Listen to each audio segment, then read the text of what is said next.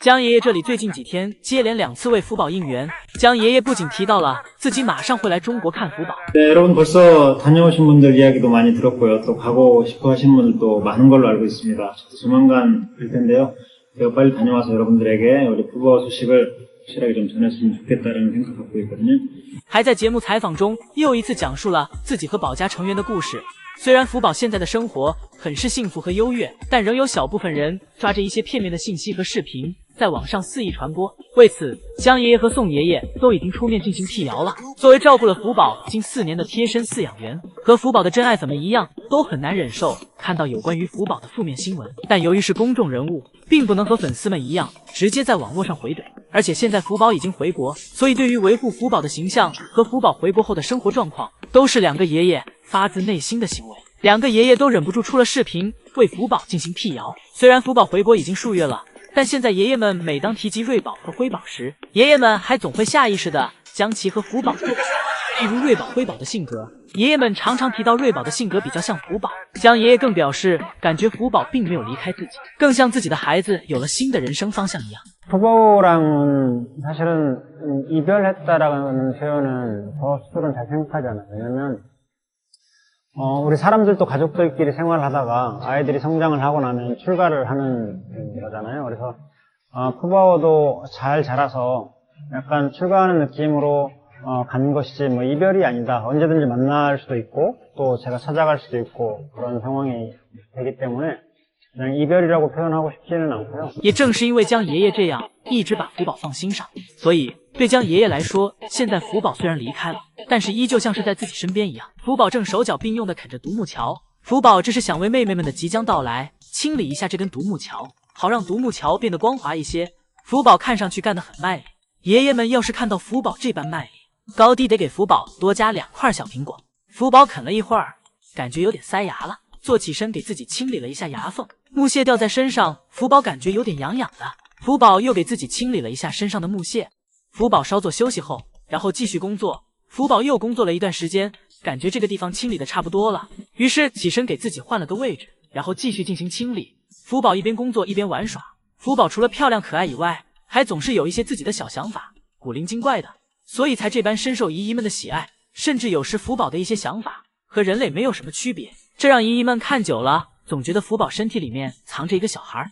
福宝耐心的给独木桥打磨着。除此之外，今天福宝在吃胡萝卜时，又被宋3岁哄骗着吃驱虫药了。福宝吃的满嘴倒沫子。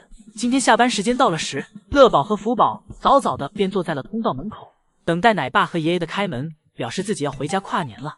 爷爷看到后，依次给他们把门打开，让其回了家。而姨姨今天在排队时，还遇到了江爷爷团队在拍合照的样子。难得几人今天一起上班，爷爷正在通过监控观察爱宝，爱宝正打算起床去方便，留下了熊猫宝宝自己在原地。此时的熊猫宝宝可以自己调节体温了，所以爱宝不用再无时无刻的待在身边。而视频中的熊猫宝宝则是老大，不知大家能不能分辨出来。老大通过自己的努力，成功将自己翻了过来。很快，爱宝方便完回来了，再次将老大抱在了怀里。看老大在爱宝怀里一动一动的样子，是不是做噩梦了？梦到长大后，福宝姐姐抢了自己的胡萝卜。与此同时，老二正在孵化箱里休息。不过老二怎么滚到角落去了？爷爷将老二重新放好，而老二的手指挂在了爷爷做的荞麦枕头上。爷爷及时发现，给老二取了下来。观察完2只熊猫宝宝后，爷爷来到厨房，开始为爱宝配比一会儿要吃的营养品：窝头、胡萝卜、苹果。配比完食物后，爷爷将小药片放在了苹果里。爷爷表示，这个可以帮爱宝补充营养。一会儿，爷爷回到爱宝的房间，给爱宝喂食。小药片放在苹果里，爱宝根本尝不出来。爷爷一边投喂着爱宝，一边抚摸着爱宝怀里的熊猫宝宝，一会儿看看小脚，一会儿看看尾巴。爷爷对熊猫宝宝爱不释手。一会儿，熊猫宝宝听着妈妈吃饭的声音，被妈妈馋饿了，吵着问妈妈要奶喝。在爱宝坐月子期间，爱宝的每一餐都是爷爷们亲手投喂，一直看爱宝吃完为止。而喂食爱宝的竹子，爷爷表示都是自己早上起来现采摘的，这样的竹子比较新鲜。爷爷问爱宝怀里的熊猫宝宝想不想吃竹子，爷爷表示熊猫宝宝再等1年就可以尝到竹子的味道了。而爱宝对爷爷的信任感也是只增不减。爱宝吃竹子时，爷爷怕熊猫宝宝滑下来，爷爷就用手帮爱宝扶着熊猫宝宝，而爱宝有了爷爷的帮忙，索性直接给自己解放了双手。爷爷则只好隔着栅栏艰难地为爱宝扶着熊猫宝宝。爷爷表示，这到底是谁在看孩子呀？一会儿，爱宝腾出了一只手来帮爷爷，不过很快又松开了。这个爷爷累的手都要酸了。爱宝一会儿吃完后，去到另一个房间方便，留下爷爷照看熊猫宝宝。爷爷则很听话的在熊猫宝宝身边等爱宝回来。一会爱宝回来后，惬意的将脚搭在了栅栏上，可以看得出爷爷给爱宝照顾得很是舒服。随着熊猫宝宝的长大，爷爷也给熊猫宝宝升级了装备，这样给熊猫宝宝辅助排便时，熊猫宝宝可以躺着，爷爷也可以解放双手。毕竟熊猫宝宝越来越沉了，爷爷举久了也会累。照顾完熊猫宝宝，爷爷来到了福宝的房间。福宝看到爷爷过来，赶忙和爷爷贴贴。爷爷现在整天忙于2只熊猫宝宝，福宝都快要吃醋了。而今天也是熊猫宝宝出生满1个月的日子，而我们也亲眼见证了熊猫宝宝一天天的长大。福宝这吃窝头时惬意的模样，江爷爷看了想必都要笑开花了吧。因为对江爷爷来说，福宝不管身在何处，只要福宝幸福快乐，江爷爷就会很开心。而现在福宝正如江爷爷所期望的，福宝现在很幸福，而我国饲养员也有在好好照顾福宝。虽然我国饲养员没有韩国方面会营销懂拍摄，但从我国官方大熊猫基地发出的视频中，同时并配文的字幕来看，饲养员们真的很用心。因为福宝这周每天的生活状况都有分享，并配文了福宝这天里都干了些什么。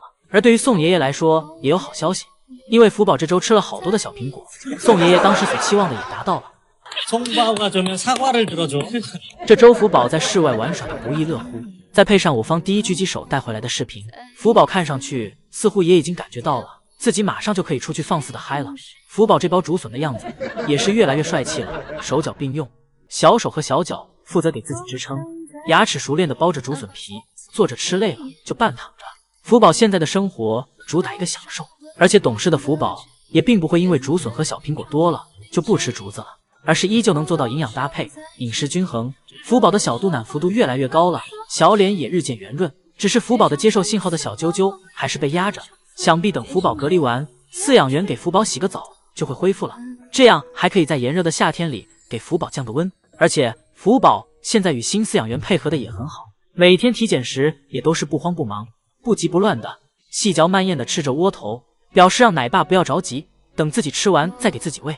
同时这期视频中官方也声明了福宝的检疫期要结束了，现在只需要等待有关部门进行评估了。宝家粉丝们期盼已久的这一天终于要到来了。宋爷爷今天来到乐宝的园区，打算完成一个重要的任务，那就是再给乐宝添一个新家具。宋爷爷目测这空地的位置，然后问游客们摆放在这里合不合适。看到多数游客都点头后，爷爷拿来一根大木头，而在不远处还有很多根木头。爷爷在木头上锉了锉刀，爷爷将一块木头平台放在了园区中央。爷爷敲了敲地面，看着这没有受影响的土地，爷爷在想如何给这个木头平台进行固定。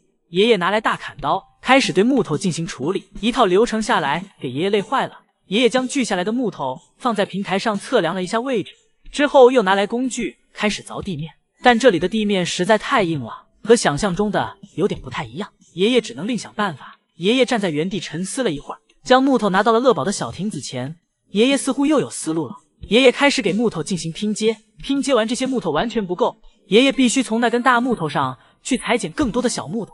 做家具真是个体力活，而爷爷也真是个合格的木匠。一顿操作下来，乐宝的新家具也有了雏形，原来是一个躺椅。与此同时，乐宝正学叶问蹲，用来上厕所，妥妥的和爷爷一样都是技术活。